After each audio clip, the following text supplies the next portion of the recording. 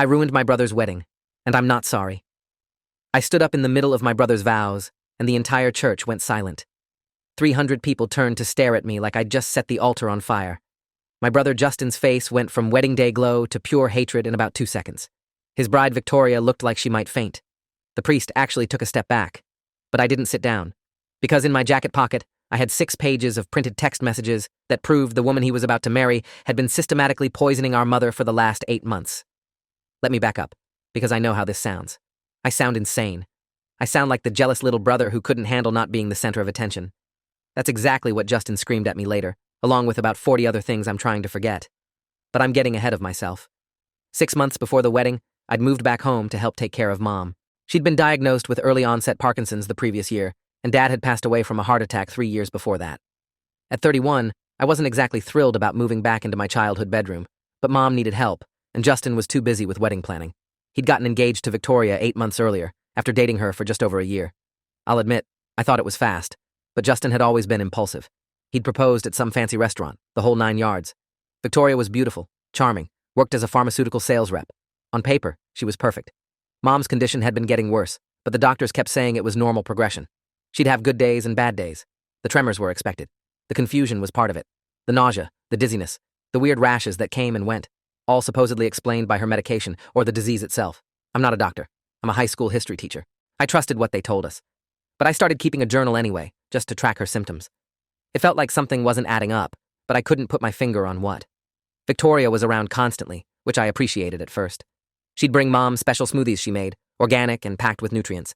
She'd sit with her for hours while I ran errands or graded papers. She'd organize Mom's medications, since she understood all the pharmaceutical stuff better than I did. Justin worked long hours as an architect, so Victoria became like a second caregiver. She even moved some of her things into the house about 3 months before the wedding, staying over most nights to help out. Mom loved her, called her the daughter I never had. It made Justin beam with pride. The first thing that struck me as odd happened on a Thursday in late March. I came home early from school because we had a half-day for teacher conferences. Victoria's car was in the driveway, which wasn't unusual, but when I walked in, I heard her in the kitchen talking on her phone. I wasn't trying to eavesdrop. I was just walking past to head upstairs when I heard her say, "No, she's getting worse right on schedule. Another month, maybe 2. Then she laughed. Actually laughed. I froze in the hallway, feeling my stomach twist. She continued, "Trust me. Once she's in a facility, we'll have the whole house to ourselves. Justin's so stressed about it, he's not even questioning anything anymore." I convinced myself I'd misheard, or misunderstood. Victoria was probably talking about a client, someone from work. But my hands were shaking when I went upstairs, and I couldn't shake the coldness in her voice when she'd said, "right on schedule." That phrase stuck in my head like a splinter. Diseases don't follow schedules. They progress, sure, but not like a planned project with milestones. I started watching more carefully after that. I noticed Victoria always insisted on preparing Mom's morning medications. She'd measure everything out in this little organizer, and she'd get almost defensive if I offered to help. "I've got it down to a science," she'd say with that perfect smile. "Don't want to mess up the routine." She'd also taken over making Mom's lunch most days, always those thick smoothies or special soups. Mom's neurologist had mentioned that nutrition was important, so it seemed thoughtful, caring. But Mom kept getting worse. By mid-April, she was having these episodes where she'd be violently ill for hours, then seem to recover slightly, then crash again. The pattern was almost rhythmic. Good morning, terrible afternoon, slightly better evening. I mentioned it to Dr. Phillips, Mom's neurologist, during her appointment on the 15th of April. He frowned at his notes and said the volatility was unusual, but not unheard of. He adjusted her medications again. Victoria was at that appointment, taking careful notes like always, asking intelligent questions about drug interactions and side effects. She worked in pharmaceuticals after all. She knew her stuff. That night, I couldn't sleep. I lay in my old bedroom, staring at the glow-in-the-dark stars I'd stuck to the ceiling in 8th grade, and I felt this creeping dread I couldn't name. I got up around midnight and went to check on Mom. She was sleeping fitfully, her hands trembling even in rest. I sat in the chair beside her bed, just watching her breathe, and that's when I noticed the water bottle on her nightstand. It was one of those fancy glass ones with a screw-top lid. Victoria had bought a set of them, insisting Mom stay hydrated. This one was about half full, and there was something floating in it. Sediment, maybe. I picked it up, held it to the light from the hallway. The water was slightly cloudy. I unscrewed the cap and smelled it. Nothing obvious, but there was a faint chemical tang underneath the filtered water smell. I told myself I was being paranoid, delusional. Victoria was going to marry my brother in 2 months. She'd been nothing but helpful and kind. But I poured that water into a Tupperware container anyway and hid it in the back of my closet. I didn't even know what I was planning to do with it. I just knew I needed to keep it. The next escalation came 3 days later. I'd stayed home from school with a migraine, and I was in my room with the lights off when I heard Victoria come in downstairs. I heard her greeting Mom, heard the cheerful small talk, then I heard the blender. She was making one of her smoothies. I got up, still feeling like my head was splitting open, and quietly moved to the top of the stairs where I could see into the kitchen through the banister rails. Victoria had her back to me. She was at the counter with the blender, and she reached into her purse and pulled out a small amber prescription bottle. She tapped something, pills or powder, I couldn't see clearly, into the blender. Then she put the bottle back, hit the blend button, and poured the whole thing into Mom's favorite Tervis cup with the straw. My heart was hammering so hard I thought I might pass out. I watched her walk the smoothie into the living room where Mom was watching her morning shows. I heard Mom thank her sweetly. I heard Victoria say, "Anything for you, Margaret. You know you're like a mother to me." And I felt this rage building in my chest that I'd never experienced before in my entire life. It was white hot and terrifying, and I didn't know what to do with it. I waited until Victoria left an hour later, claiming she had a work meeting. The moment her car pulled out of the driveway, I went into the kitchen and tore through the trash. The smoothie remnants were there: kale, blueberries, protein powder, almond milk. All the normal stuff Victoria always used. But I kept digging, and at the very bottom of the bag, I found an empty packet. It was a single-serve medication sample, the kind pharmaceutical reps hand out. The label had been torn off, but there was a barcode sticker still attached to the plastic. I took that packet, and I took photos of it from every angle with my phone. Then I did something that felt crazy even as I was doing it. I went into the guest room where Victoria kept some of her things, and I searched her stuff. I felt like a criminal. My hands were shaking so badly I could barely unzip her overnight bag. Inside, I found a makeup case, and inside that, underneath foundation and concealer and lipstick, I found 6 more prescription bottles. Different medications, different names on the labels. None of them were Victoria's name. One was for a patient named Lisa Chen. Wait, I can't use Chen. One was for a patient named Lisa Brennan. Another for someone called Michael Foster. Digoxin, warfarin, thallium acetate. I didn't know what half of these drugs were, but I knew they weren't supposed to be in someone's makeup bag with other people's names on them. I took pictures of everything, every bottle, every label, every pill. My phone's camera roll was filling up with evidence of something, though I still wasn't completely sure what. Then I put everything back exactly as I'd found it, my heart racing so fast I thought I'd have a heart attack right there in the guest room. I went back to my room and started researching every medication I'd photographed. That's when the real horror set in. Digoxin, in large doses, causes nausea, vomiting, confusion, and tremors, symptoms that look exactly like Parkinson's progression. Warfarin is a blood thinner that can cause weakness and fatigue. And thallium acetate, when I read about thallium acetate, I had to run to the bathroom to throw up. It's a poison. It was used in rat poison until it was banned in the United States in 1972. It causes neurological symptoms, hair loss, skin problems, digestive issues. Every single symptom my mother had been experiencing that the doctors kept attributing to her disease. I sat on my bathroom floor for probably 20 minutes, just trying to process what I was looking at. Victoria was poisoning my mother. Slowly, methodically, using her pharmaceutical knowledge to select drugs that would mimic and exacerbate Parkinson's symptoms, making Mom sicker and sicker while playing the devoted future daughter-in-law. But why? What could she possibly gain from this? Then it hit me. The house. Mom's house was worth close to $800,000. It was in a neighborhood that had gentrified significantly over the past decade. Mom had mentioned months ago that she was updating her will to include Victoria, since she'd be family soon. She'd even joked about it, saying how happy she was that Justin found someone so caring. If Mom went into a nursing facility, or died, Justin would inherit the house, and Victoria had already moved half her life into it. She was literally poisoning my mother to speed up her death or decline so she and Justin could have the property. I needed proof. Real proof, not just prescription bottles that Victoria could claim were legitimately prescribed to her clients or something. I needed to know for certain that Mom was being poisoned, and I needed documentation that would hold up if I went to the police. Because that's what this was now. This wasn't family drama. This was attempted murder. The next day, I called Mom's doctor's office and made an appointment for myself. I told them it was urgent, but I couldn't discuss it over the phone. Dr. Phillips agreed to see me during his lunch hour. I brought everything. The photos, the water sample, my journal of Mom's symptoms with dates and times. I sat in his office and I laid it all out, and I watched his face go from polite concern to genuine alarm. He examined the photos of the medication bottles, and he looked at me with this expression I'll never forget. "David," he said quietly, "if what you're suggesting is true, this is a police matter. But first, we need to test your mother's blood for these substances, with her permission." That's where it got complicated. I couldn't tell Mom what I suspected. If Victoria found out I knew, she might panic and do something drastic, or she might just disappear, and I'd never be able to prove anything. Dr. Phillips suggested we run a comprehensive toxicology panel under the guise of investigating her worsening symptoms. "I'll tell her we're checking for environmental toxins or food sensitivities that might be aggravating her condition," he said. "It's not unusual. She won't question it." We did the blood draw that afternoon. Doctor. Phillips marked it as urgent and sent it to a specialized lab he trusted. He told me results would take about a week, the longest week of my entire life. I had to act normal around Victoria. I had to smile and make small talk and watch her prepare Mom's food and medications, knowing what she was doing and not react. It was torture. Justin came over for dinner one night, and he was going on and on about the wedding plans, the honeymoon they'd booked in Santorini, the house renovations they wanted to do, eventually. Victoria sat next to him, glowing, occasionally reaching over to squeeze his hand. At one point, she got up to help Mom to the bathroom, and Justin leaned over to me with this huge grin and whispered, "I'm the luckiest guy alive, Dave. She's an angel."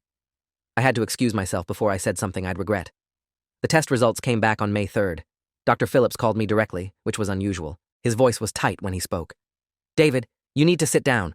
Your mother's blood shows significant levels of digoxin, warfarin, and trace amounts of thallium, levels that are absolutely not from any medication I've prescribed.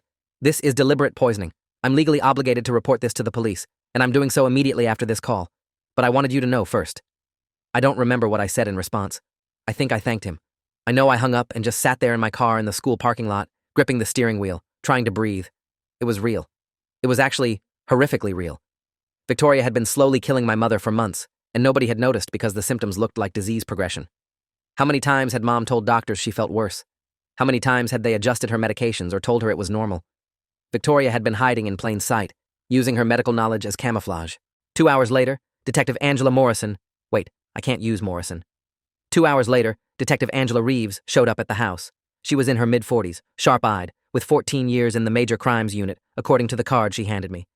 She asked to speak to me privately, so we sat in my car in the driveway.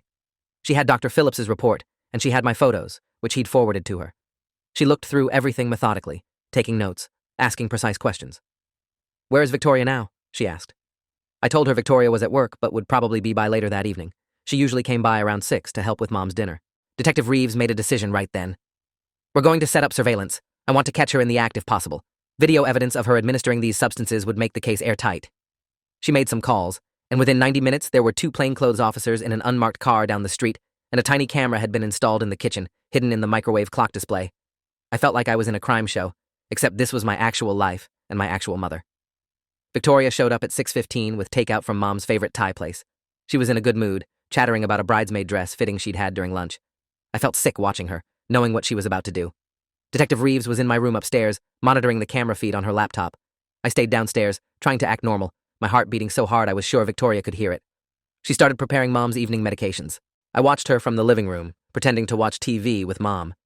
Victoria had her back to us, working at the counter. I saw her reach into her purse. I saw her pull out one of those amber bottles. I saw her tap something into the pill organizer, then crush it with the back of a spoon. Then she filled a glass with water, dissolved the crushed medication in it, and brought it over with Mom's regular pills. "Here you go, Margaret," she said sweetly. "Let's get you feeling better." I stood up before I could stop myself. "Actually, Victoria, Mom's not feeling well. I think we should skip the evening meds and let her rest." Victoria's smile tightened just slightly. "David, she needs to stay on schedule. You know what Dr. Phillips said." But I was already taking the glass from her hand. "I'll handle it tonight. You've done so much already. You should get home and rest before the wedding craziness ramps up." For just a second, I saw something flicker across her face. Something cold and calculating. Then the warm smile snapped back into place. "Of course, whatever you think is best." She kissed Mom on the forehead, grabbed her purse, and left. The moment her car pulled away, Detective Reeves came downstairs. "We got it," she said. "Clear video of her adding an unknown substance to your mother's medication. Combined with the toxicology report and the prescription bottles, we have enough for an arrest warrant. If this story keeps your interest, please subscribe to get more stories like this." They arrested Victoria at her apartment at 8:30 that night. Justin called me at 9, absolutely hysterical. "What the hell did you do? The police just arrested Victoria. They're saying she poisoned Mom. This is insane, David. What kind of sick game are you playing?" I tried to explain. I tried to tell him about the evidence, the tests, the video. He wouldn't hear it. He screamed at me for 20 minutes straight, called me jealous, delusional, a saboteur who couldn't stand to see him happy. Then he hung up on me. The next few days were a nightmare. Victoria's arrest made the local news. Pharmaceutical rep arrested for attempted murder of boyfriend's mother. Justin refused to speak to me. He hired a lawyer for Victoria, some expensive criminal defense attorney named Richard Blackwood. Mom was devastated, not because of Victoria, but because Justin wouldn't visit or call. She didn't fully understand what Victoria had done. We'd tried to explain, but the betrayal was too much for her to process. The police investigation moved forward. They searched Victoria's apartment and found more evidence, Internet search histories for undetectable poisons, mimicking Parkinson's symptoms, accelerating neurological decline. They found handwritten notes calculating Mom's declining health against the wedding timeline. They found texts between Victoria and some ex-boyfriend where she explicitly discussed her plan to speed things along so she and Justin could have the house sooner. The ex-boyfriend was cooperating with police in exchange for immunity. Apparently, he'd been uncomfortable with what Victoria was telling him, but hadn't reported it because he didn't think she'd actually go through with it. The evidence was overwhelming, but Justin still wouldn't believe it. He showed up at the house 2 weeks after Victoria's arrest, and he looked like he hadn't slept in days. "You have to drop this," he said. His voice was hoarse. Victoria made a mistake. Maybe she got confused about Mom's medications. But she couldn't. He broke down, crying. I tried to comfort him, but he pushed me away. "The wedding is in 6 weeks, David. 6 weeks. If you go through with this, if you testify against her, you're destroying my life." I looked at my older brother, the person I'd looked up to my entire childhood, and I barely recognized him. "She was killing Mom," I said quietly. "For a house. For money. She was poisoning her, slowly, methodically, for months. The police have her on video adding substances to Mom's medication. They have her search history. They have texts where she literally discusses her plan. Justin, I know you love her, but she's a monster." He stared at me with pure hatred. "You're just jealous. You've always been jealous of me. You couldn't stand that I found someone perfect, that I was getting married, that I was happy. So you sabotaged everything." Then he said something that made my blood run cold. "I'm not calling off the wedding. Victoria's lawyer says she'll probably make bail in a few days. We're getting married as planned, and you're not invited. In fact, I never want to see you again." He meant it. He went through with planning the wedding while his fiancée was facing attempted murder charges. Victoria did make bail. Her parents mortgaged their house to pay it. The conditions of her bail included no contact with Mom, but apparently nothing preventing her from marrying Justin. I couldn't believe it was happening. Her trial was set for October, 3 months after the wedding date.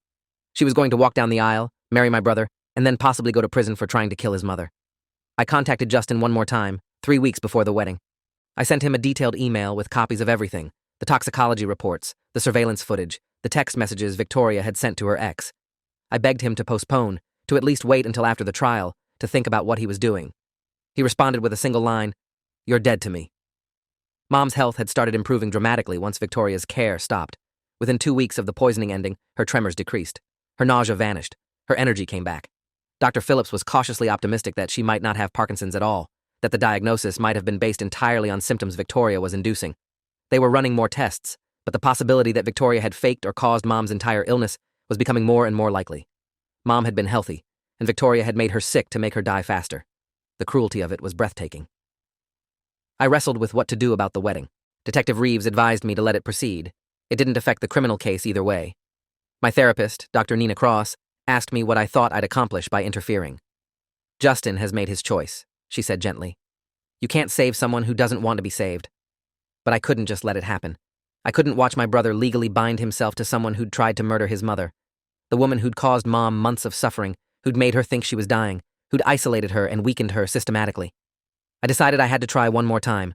I had to give Justin one last chance to see the truth, publicly, where Victoria couldn't spin the narrative or play the victim.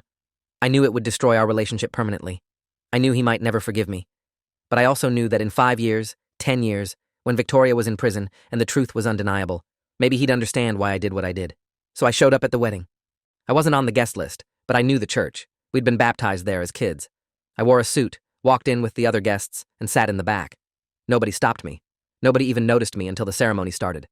Justin looked happy, terrified and exhausted, but happy. Victoria looked radiant in a white designer gown that probably cost more than my car. The priest began the ceremony. They exchanged the standard vows. And then, right as the priest asked if anyone had objections, I stood up. The entire church went silent. I already told you that part. What I didn't tell you was what I said next. "I object," I said clearly. My voice carried in the vaulted space. "Because the bride is currently out on bail for attempting to murder the groom's mother." The gasps were instantaneous. Victoria's face went white. Justin looked like I'd shot him. The priest stammered something, but I kept talking. I'd rehearsed this. Victoria Ann Stafford poisoned Margaret Thompson for 8 months, using medication stolen from her pharmaceutical clients. She induced symptoms of Parkinson's disease to accelerate her death so she and Justin could inherit her house. There's video evidence. There's a toxicology report. There are text messages where she discusses her plan in explicit detail. She's scheduled for trial in October on charges of attempted murder and elder abuse. Every person in this church can verify this online right now if you search her name. People were pulling out their phones. Justin was trying to speak, but no sound was coming out. Victoria grabbed his arm, and I saw her whisper something to him urgently, but Justin pulled away from her. He was staring at me, and for the first time since this all started, I saw doubt in his eyes. Real doubt. "David," he said, and his voice broke. "Why are you doing this?" "Because I love you," I said.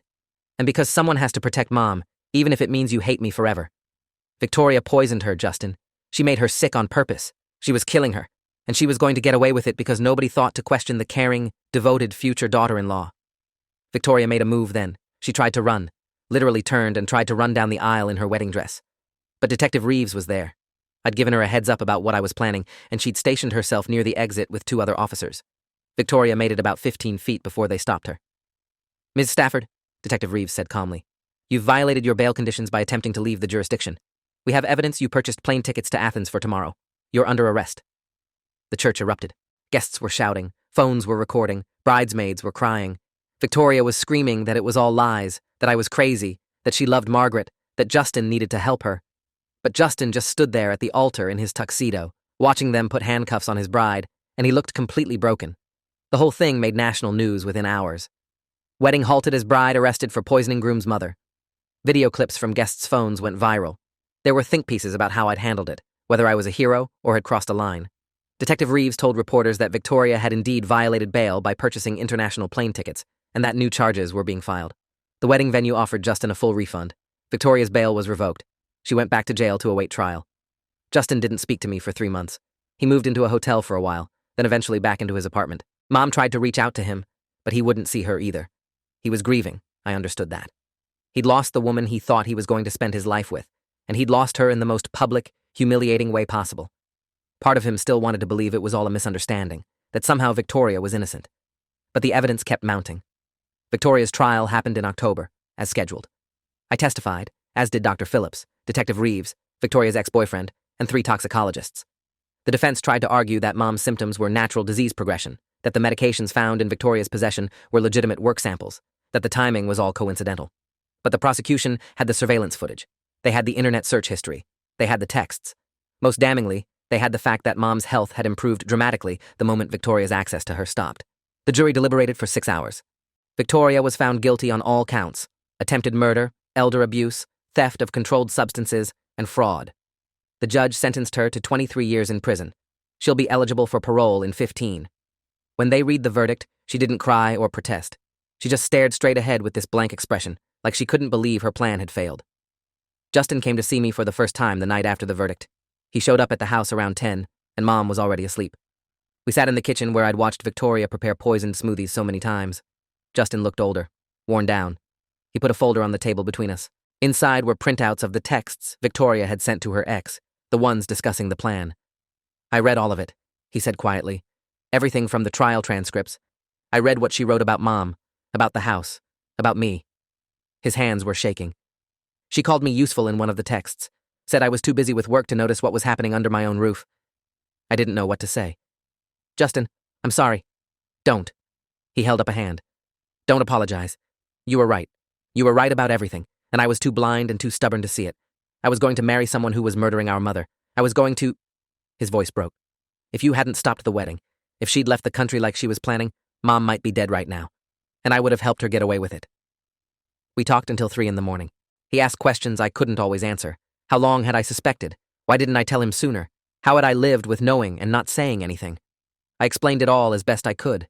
The fear that I was wrong, the need for proof, the understanding that he wouldn't believe me without it. By the time he left, something had shifted. We weren't okay exactly, but we weren't enemies anymore either. Mom's health continued to improve over the following months. It turned out she'd never had Parkinson's at all. Every single symptom had been induced by the poisons Victoria had been giving her. Dr. Phillips called it one of the most insidious cases of medical abuse he'd seen in his career.